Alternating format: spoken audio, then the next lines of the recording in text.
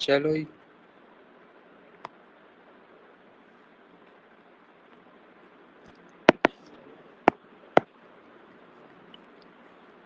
ऐसे तो बड़ी कैलकुलेशन आ जाएगी। वो वाले मेथड्स भी गया, पर उसमें वो प्लस और माइनस में कॉमन नहीं आना जो आना चाहिए। चलो मैं कराता हूँ इसे। इधर देखो, चलो देख लो भाई। एक on selling a TV at 5% gain, 5% gain पर एक टीवी बेची और 10% गेन पर फ्रिज बेचा। ठीक है, और टोटल जो रुपया इसने फायदा उठाया वो उठाया 2000 रुपये का इसको फायदा हुआ, वही लिखा है 2000 रुपीज गेन। इतने रुपये इसने कम, इतने रुपये का बेचा थोड़ी होगा, बेचा तो इसने ज्यादा का होगा। 2000 रुपये का इसको क्या हुआ, गेन, फायदा हुआ। तो मतलब x प्लस 10% गेन टीवी में हुआ, 5% लॉस हुआ फ्रिज में। तो जो टोटल कमाई हुई है वो कितना रुपया हुआ इसका, 1500 रुपया गेन।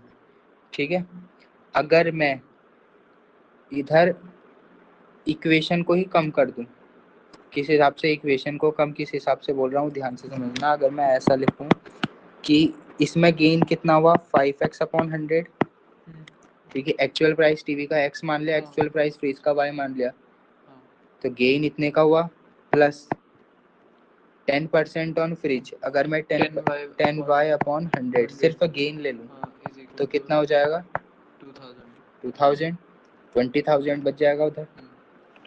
तो ये कितना हो जाएगा 5x प्लस 10y। अब कितना हो जाएगा, 2 जीरो और आ जाएंगे। ठीक है, जितना भी बन रहा है। ठीक। दूसरे में क्या हुआ, ये तो है सिचुएशन 1।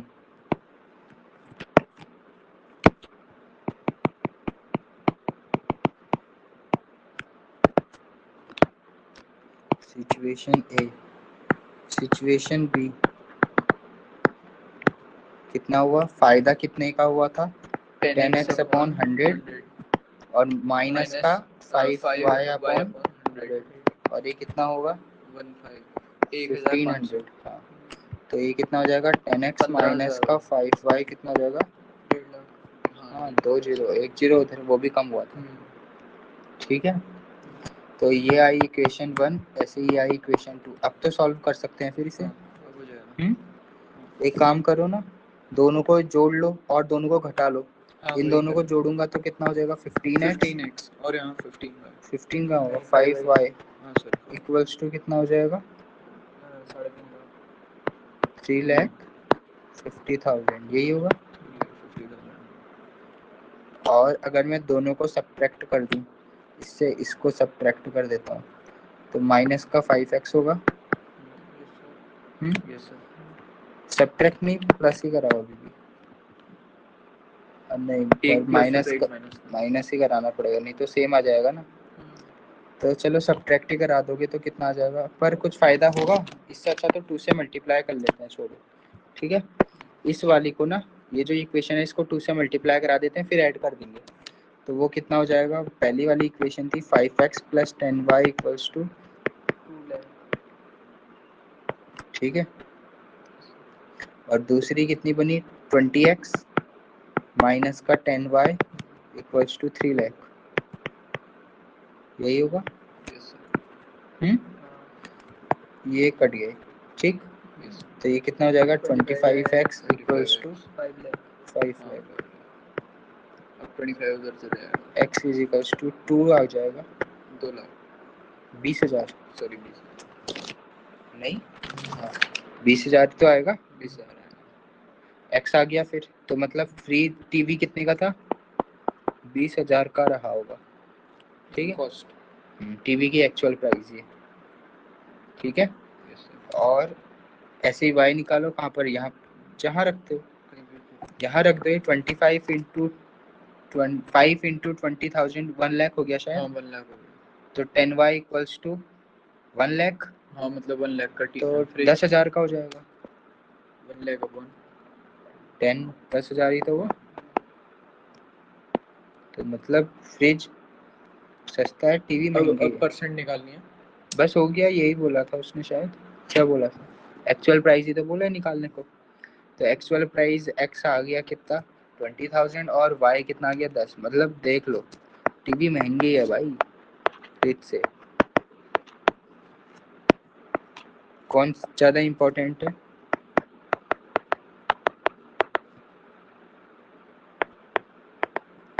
इम्पोर्टेंट कौन है ज़्यादा? फ्रिज गर्मियों में, ठंडियों में भी खाना स्टोर करने के काम में आएगा।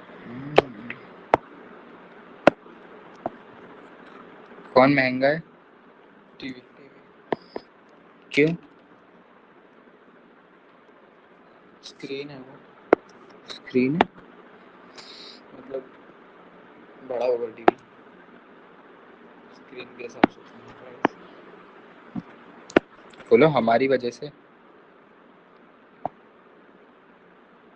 नहीं देखते टीवी? हाँ, क्यों? एंटरटेनमेंट।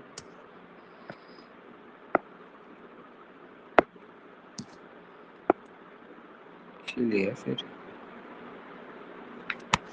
ये क्वेश्चन नंबर कौन सा है?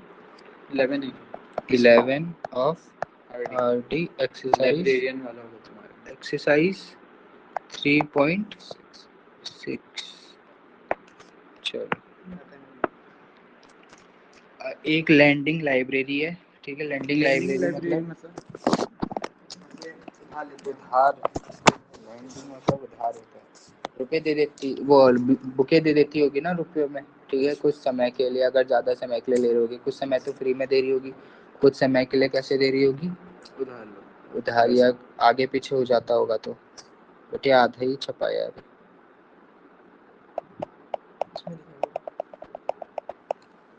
Photo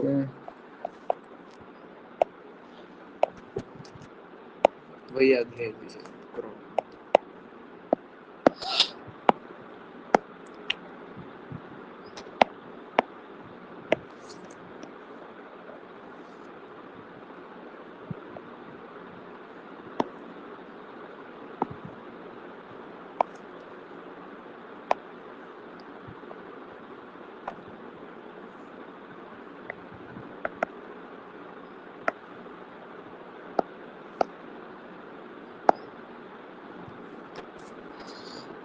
question number 11 3.6 RD. चलो, तो एक लाइब्रेरी है जो कुछ रुपयों में आपको बुक पढ़ने के लिए दे देती है, ठीक है। तो lending library has a fixed charge, कुछ फिक्स्ड चार्जेस हैं, ठीक है। फॉर फर्स्ट 3 डेज, शुरू के 3 दिनों के लिए क्या है? फिक्स्ड चार्जेस हैं। And an additional charge for each day, और हर एक दिन क्या होगा फिर? एक्स्ट्रा चार्ज है। जैसे ऐसे समझो कि आप लाइब्रेरियन हो, आपको चाहिए 7 दिन के लिए बुके। क्या चाहिए? 7 दिन के लिए बुक। तो शुरू के 7 दिन मतलब Monday, Tuesday, Wednesday, Thursday, Friday, Saturday और संडे। तो मंडे, ट्यूसडे, वेनेसडे में तो आपने फिक्स्ड प्राइजेस रखे कि 100 रुपये लगेंगे 3 दिन तक का। जैसे ही आप अगले दिन लोगे तो हर दिन आपको 30-30 रुपया क्या देना पड़ेगा? एक्स्ट्रा देना पड़ेगा। तो अगर मान लो मेरे को 5 दिन के लिए चाहिए तो कितने रुपए दोगे आप फिर? ये 100 प्लस 60। अरे उसको कहाँ, ये इस सिचुएशन में बताओ। 100 प्लस 30 प्लस 30 कितना हो जाएगा? 160। अगर आप लोगे 3 ही दिन के लिए तो कितने दोगे? 3 दिन के लिए हाँ 90। 90 क्यों दोगे? 30 ये लिखा अच्छा तो है अच्छा, 100 मेरे को लगा एडिशनल 3 दिन। एडिशनल से सिर्फ 3। अच्छा, तो 3 दिन के लिए तो 100 रुपये देंगे। और अगर 6 दिन लोगे तो कितना हो जाएगा? 100 6 दिन प्लस 30 प्लस 30 प्लस 30 प्लस 90 हो जाएगा, तो 190। 30। ठीक है, एग्जाम्पल दे रहा हूँ, ये वो जो बुक में बोला है वो थोड़ी समझा रहा हूँ। अभी समझ गए क्वेश्चन क्या बोल रहा है? हाँ। यस। तो अब इसमें आओ। अब इसमें क्या बोला है? एक lending library has a fixed charge for first 3 days. Fixed charges हैं कितने? शुरू के 3 दिन के लिए। And additional charge for each day thereafter, और हर एक दिन क्या हो रहा? बढ़ते जा रहा है। अब 3 दिन के बाद Sarita paid ₹27 for a book kept for 7 days. एक लड़की थी, इसने 27 रुपए दिए, ठीक है, जब इसने बुक कितने दिन ली? 7 दिन ली। Y ₹21 for the book she kept for 5 days. और सूजी उसकी दोस्त हो, उस बुक ली 5 दिन। तो फिक्स्ड चार्जेस क्या होंगे और चार्जेस पर एक्स्ट्रा डे कितना होगा वो बताना है, ठीक है। लेट कर लेते हैं, लेट फिक्स्ड चार्जेस बी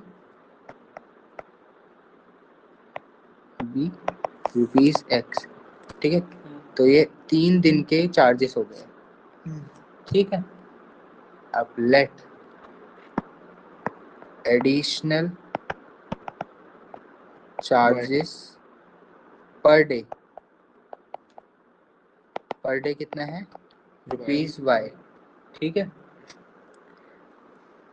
अब इन केस ऑफ सरिता जो भी है, ठीक है, इसने कितने दिन बुक ली? 7 डेज। 7 डेज को अब ब्रेक करो 3 डेज और 4 डेज में, क्योंकि 3 डेज में तो फिक्स्ड चार्जेस है कितना?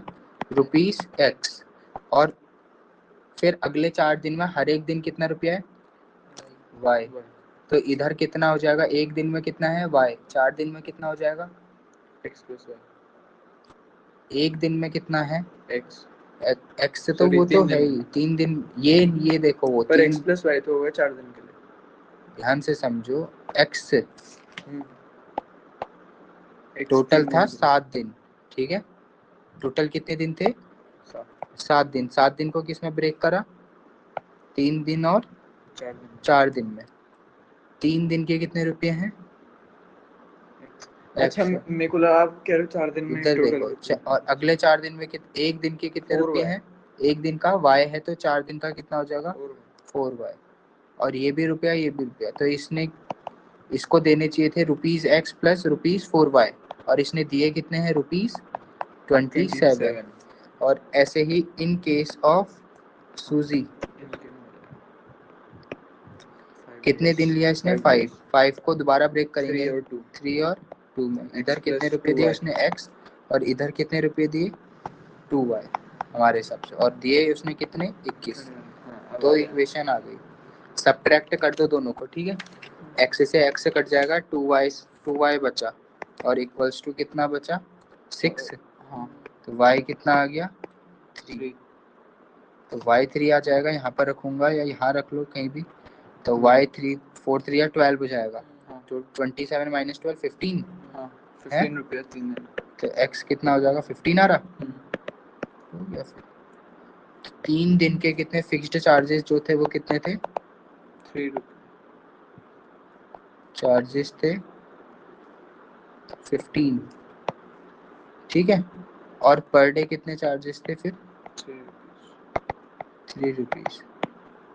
कुछ फर्क पड़ा नहीं वैसे, ठीक है। तो ये समझ आया। इस सिचुएशन में ऐसा भी हो सकता था ना कि अगर वो एक ही दिन ले रहा तब भी उसे 15 रुपए तो देने ही पड़ते हैं, क्योंकि ये पर डे के हिसाब से नहीं है। अगर तुम बुक लोगे तो 3 दिन लेनी ही लेनी है। फिर अब चाहे तुम 3 दिन के ले लो, एक दिन के ले लो, 15 रुपए तो दोगे ही दोगे। ये टिकट जैसा है समझो। ये ऐसा टैक्सी वाला भी होता था, एक टैक्सी का क्वेश्चन होता था, शायद 9th क्लास में था वो। तो वो बोलता था कि फर्स्ट 5 किलोमीटर में इतने रुपए हैं, और उसके बाद पर किलोमीटर के चार्जेस इतने होंगे। तो अगर तुम टेम्पो में बैठ गए हो, जैसे ऐसे ही है, जैसे यहाँ से लेके हल्द्वानी का किराया कितना है? ये गोरा पड़ाव है, गोरा पड़ाव से हल्द्वानी का जो किराया है वो कितना है? 20 रुपये है।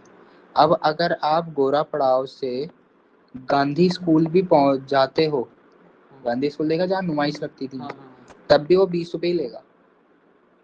ये आप बैठ गए हो, समझ रहे हो। आप तुम गांधी स्कूल पे उतरते हो या मंगल पड़ाव पे उतरते हो, 20 रुपया तो देना ही देना है, बैठ गए हो तुम। हाँ, अगर तुम अब गोरा पड़ाव से बैठ रहे हो काठ गोदाम के लिए, ठीक है, तो 20 रुपये तो लेगा ही लेगा, प्लस मंगल पड़ाव से कहाँ, मतलब या हल्द्वानी से काठ गोदाम के जितने भी रुपया बनता है प्लस और वो दोगे। तो वही था वो, समझ रहे हो। यही था। हाँ एनसीईआरटी में 9th में है वो क्वेश्चन, टैक्सी फेयर वाला। 10th में भी है। समझ गए फिर ये Yes. आ गया। तो ये 2 क्वेश्चन करे हमने आज, और सब हो गए। हाँ और हो। अब आज हम करेंगे नंबर्स पे बेस्ड क्वेश्चंस, ठीक है। क्वेश्चंस लिखो, एप्लीकेशन बेस्ड ऑन नंबर्स डाल देना, हेडिंग डालनी होगी तो इस बेस्ड पर हम क्वेश्चंस करेंगे। Application based on numbers,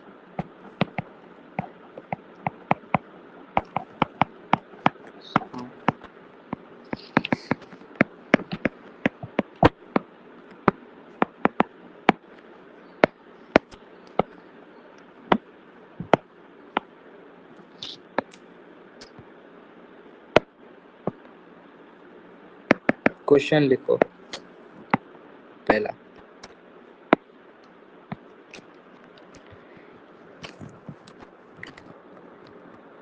if in a 2-digit number,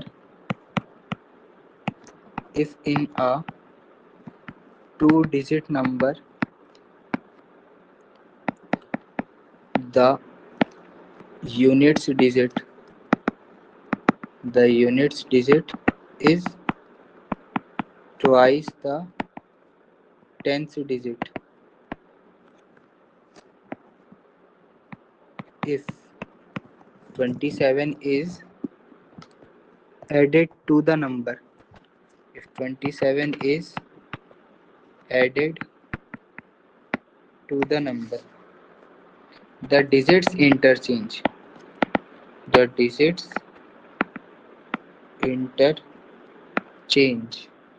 their places,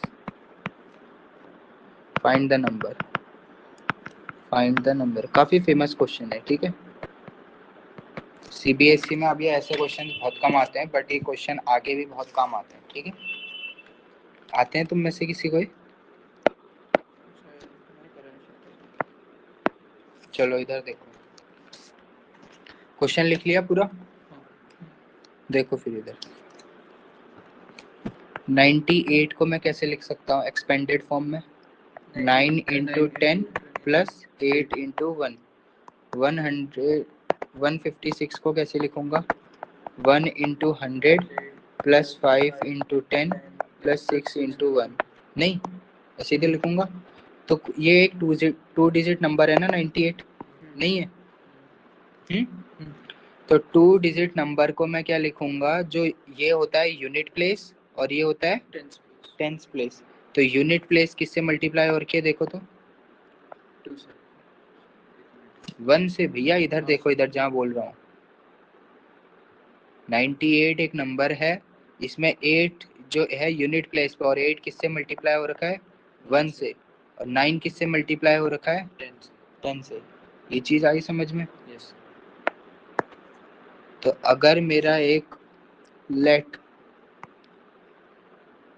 x be unit place number and y be tens place number, then number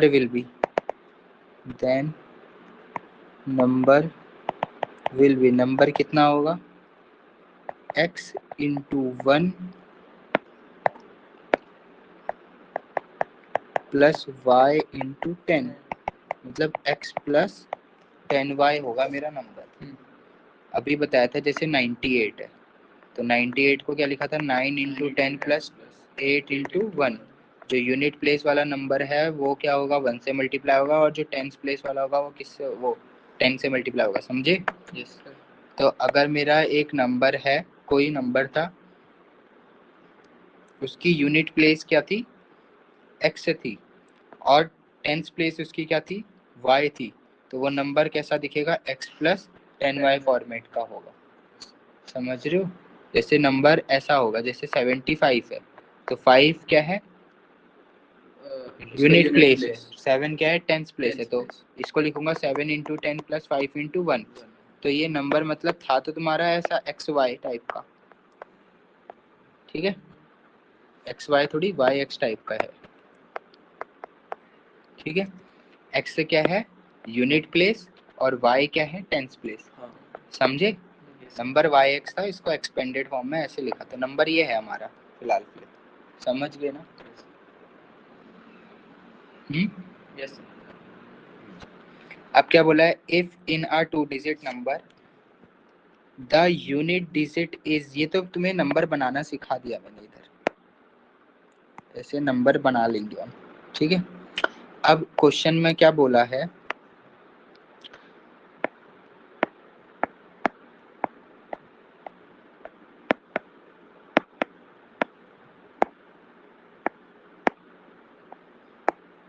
ये है जो यूनिट डिजिट है वो क्या है ट्वाइस द टेंस डिजिट है।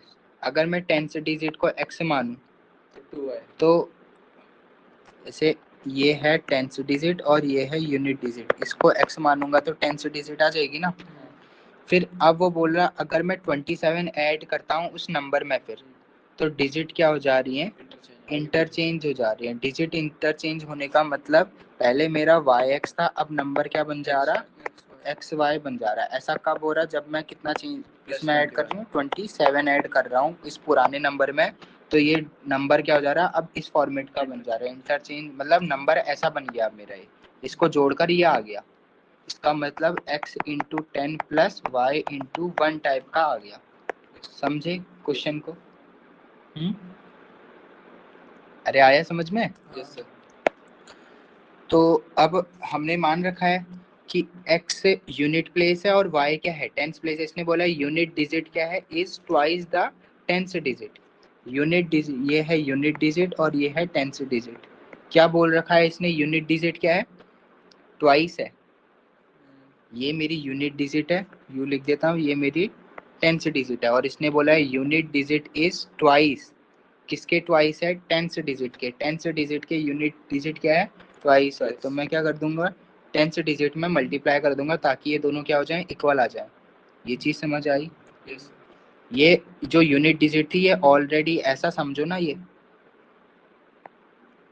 48 type number, unit digit कितनी है 8 है, टेंस डिजिट क्या है 4 है, 4 समझ रहे हो। प्लस तो यूनिट डिजिट है हमारी 8 और टेंस डिजिट है 4, तो जो टेंस डिजिट है ये क्या है हाफ है, या अगर मैं बोलूँ कि जो मेरी यूनिट डिजिट है वो क्या है ट्वाइस है, किसके ट्वाइस है टेंस डिजिट के। अगर मेरे को इन दोनों को इक्वल करना है तो मेरे को क्या करना पड़ेगा मल्टीप्लाई करना पड़ेगा, किस में मल्टीप्लाई करना पड़ेगा टेंस डिजिट में मल्टीप्लाई कराना पड़ेगा, समझ रहे हो।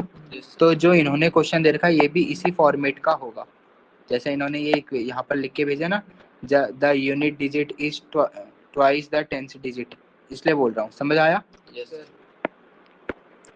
तो यहाँ पर वही है, अगर मैं ये लिख देता हूँ यूनिट डिजिट और ये मैं लिख देता हूँ टेंस डिजिट, तो ऐसे हो जाएगा ना। तो मल्टीप्लाई किस में कराऊंगा मैं टेंस में कराऊंगा, क्योंकि यूनिट डिजिट तो ऑलरेडी क्या है ट्वाइस है, ठीक है। तो टेंस डिजिट में 2 का मल्टीप्लाई करा दूंगा ताकि ये इक्वल हो जाएंगे। अब जहाँ जहाँ x आएगा वहाँ वहाँ क्या रख दूंगा मैं y रख दूंगा, ठीक है। ये बात की बात है, इसको इक्वेशन 1 मान लेते हैं फिलहाल के लिए, ठीक है। और साथ में उसने क्या बोला कि अगर मेरा क्या नंबर क्या था मेरा ये, इस नंबर में मैं कितना ऐड कर रही हूँ कहा उसने या कर रहा हूँ 27, तो डिजिट्स क्या हो जा रही इंटरचेंज, मतलब अब इस जैसे ही आपने 27 इस नंबर में ऐड करा तो आपको नंबर कैसा मिला, आपको नंबर मिल गया एक्स वाई फॉर्मेट का, ठीक है। और एक्स वाई फॉर्मेट का नंबर होगा क्या 10 इंटू एक्स, यही होगा प्लस वाई इंटू, ठीक है। तो मतलब x plus 10y plus 27 equal हो गया था 10x प्लस वाई के, तो इसको उधर भेज दोगे तो ये हो जाएगा, या एक काम करो इस पर पूरे को उधर भेज देते हैं, तो 9x माइनस का 9y इक्वल्स टू हो गया 27, तो x माइनस वाई कितना आ गया 3, आया समझ में। और x की वैल्यू कितनी है 2y है, तो 2y माइनस वाई कितना हो जाएगा y, तो y कितना आ गया 3, y 3 आ गया, तो x कितना आ गया बताओ y3 है तो 6 6 जीरो कहाँ लिखा है? y की जगह 3 रखूंगा ना, उधर चल जाएगा तो कितना हो जाएगा? 6। तो 63 है वो नंबर। ठीक है, मेरा नंबर, अच्छा मेरा नंबर पहले क्या था ये देख लो। नंबर था मेरा yx टाइप का था ना, yx टाइप का नंबर कितना होगा? y 36 और 36 में तुम ऐड करो 27, देखो तो कितना आ रहा? 63 आ रहा नहीं आ रहा? तो देखो यही तो बोला था उसने कि ये जो नंबर था ना yx टाइप का, उसमें 27 करा दोगे तो डिजिट्स क्या होगी? इंटरचेंज हो गई। तो अब तुम्हें ये समझना पड़ेगा, हाँ यहाँ पर ये लाइन बहुत खतरनाक है। क्या बोला है उसने? If 27 is added to the number the digits interchange. बच्चों को समझ नहीं आता कि ये डिजिट इंटरचेंज में का करे क्या हम। तो ये करना है उसका कि अगर उस नंबर में आप कुछ ऐड कर रहे हो, डिजिट इंटरचेंज का मतलब कि जब आपने उस नंबर में ऐड करा तो आपको जो रिजल्ट मिला वो डिजिट का इंटरचेंज करके जो भी नंबर था उसकी डिजिट्स को इंटरचेंज करके जो रिजल्ट आया वो आएगा इसके इक्वल। समझ आया? मतलब अगर पहले आपका नंबर 73 था तो उसने 73 में कुछ ऐड करा तो अब आपका नंबर 37 फॉर्मेट का हो गया, या ऐसा कुछ बन गया। समझ रहे हो? आ गया ये समझ में क्वेश्चन? तो इसके करो फिर अपने उसमें। एक क्वेश्चन और दे रहा हूँ, लिखो एक क्वेश्चन। सारे अभी लगभग कुछ डिजिट्स वाले ही करोगे, इसको करना घर पे, जगह छोड़ दो। और दूसरा क्वेश्चन लिखो।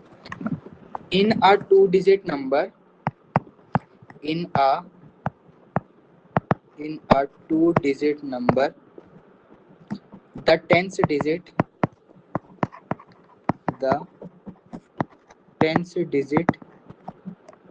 is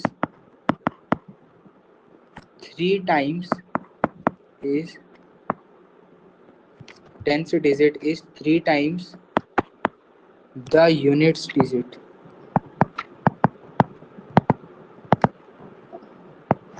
when the number is increased by 54. When the number is increased by 54, the digits are reversed. The digits are reversed. Find the number. Question आ गया समझ में? रिपीट करना है, इसे करो और बताओ फटाफट कितना आ रहा आंसर।